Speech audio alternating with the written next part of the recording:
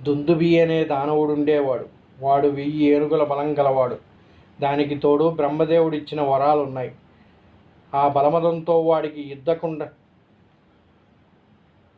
పుట్టి సముద్రుని యుద్ధానికి పిలిచాడు. సముద్రుడు వినయంగా చేతులు జోడించి, బాబూ, నాకు నీతో యుద్ధం చేసే శక్తి లేదు.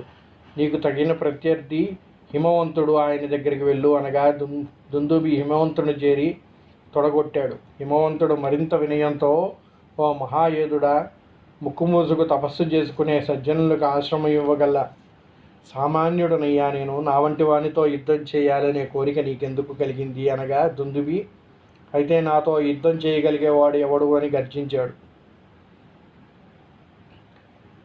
ఓ మహావీర శిరోమణి, అనన్య సామాన్య తేజోబలాక్రమితమైన కిష్కింధాధిపతి అయిన వాలి ఉన్నాడు. బహుశా ఆయన ఒక్కడే నీకు ఎదురు నిలవగలవాడు